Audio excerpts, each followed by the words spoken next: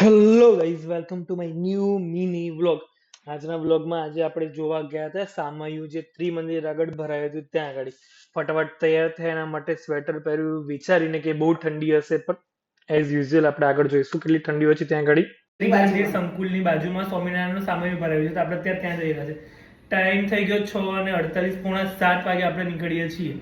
જોઈએ હવે ત્યાં આગળ શું છે, હું તમને આગળ પણ બતાવતા રહીશું આપણે. બસ પછી તો શું, ના આવો દેખ્યો ન તાવ, ધનોને ઉઠાઈ જાઓ. નીકાળી ધનોને ફટાફટ આપણે બહાર અને નીકળી ગયા મમ્મીને લઈને ફટાફટ સામયુ જોવા માટે. સામયુ જોવા માટે આપણે રસ્તો પકડ્યો તો ઝુંડાલથી અડાલજની વાવ બાજુનો. અડાલજની ચોકડીથી આપણે વળી જઈશું લેફ્ટ હેન્ડ સાઈડ ને સીધું આપણે પહોંચી જઈશું ત્રિમંદિર. બસ રસ્તામાં થોડાક આખા પાછા કરીને થોડાક વિડીયો લીધો કે થોડાક સારા દેખાઈ જઈએ આપણે, પણ કઈ નહીં, રસ્તામાં આપણને બેસ્ટ વસ્તુ દેખાઈ ગયું, સારે જહાં સે અચ્છા હિન્દુસ્તાન હમારા. જો ભી આવી રહ્યું સામયુ અંદર જવાનું છે. બાપ રે બાપ, ભીડનો તો પાર નથી અહીંયા ગાડી.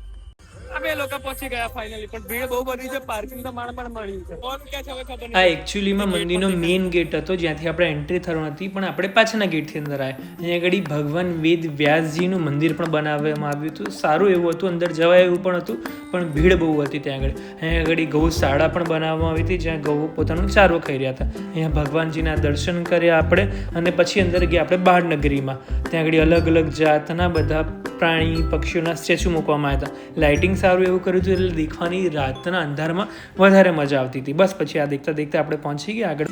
ભગવાનની મોટી મૂર્તિ મૂકવામાં આવી હતી, ત્યાં આગળ આપણે ભગવાનના દર્શન કર્યા, અને ત્યાંથી આપણે આગળ પહોંચી ગયા ગુફામાં. ડહરામની ગુફા હતી, સાચું કહું છું. આગળ મોઢા પર આપણે બ્લુ કલરની લાઇટનો ફ્લેશ આવતો હતો, અને આગળ આપણે અલગ અલગ જાતના પ્રાણીઓ સાથે ટકરાવ થવાનો હતો. એમાંથી એક પ્રાણીનું નામ હતું ટાઈગર સિંહ, એનો બલ્લુ સિંહ. આ બલ્લુ સિંહની વાઈફ હતી. બસ પછી આપણે આગળ નીકળી ગયા. પેંગ્વિન આગળ આપણને મળ્યા, અને પેંગ્વિનને એન્ટાર્ટિકાના મોટા મોટા બર્ફીલા પહાડો ઉપર એકલા છોડી દેવામાં આવ્યા હતા, પણ ભગવાનના શરણોમાં હતા, એટલે એમને કોઈ વાંધો આવ્યો નહોતો. બસ આ દર્શન કરીને આપણે ફટાફટ પહોંચી ગયા મંદિર.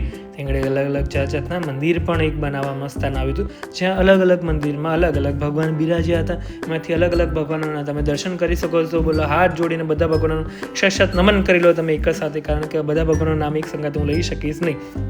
અહીંથી આગળ જતાં તમે જોઈ રહ્યા સ્વામિનારાયણ મંદિરનું એક કલ્પચિત્ર મૂકવામાં આવ્યું હતું. તે કલ્પચિત્ર રાતના અંધારામાં શુભ દેખાઈ રહ્યું હતું. તમે મને કહી રહ્યા હશો કે આટલું સ્પીડમાં કેમ બોલી રહ્યો છું, પણ વિડીયો જેટલા સ્પીડમાં જઈ રહ્યો હતો એટલે મારે એટલા સ્પીડમાં બોલવું પડ્યું હતું. બાકી કંઈ તમે આગળ જોયો તો વિડીયોને લાઈક, શેર અને સબસ્ક્રાઈબ કરવાનું ના ભૂલતા. બાય.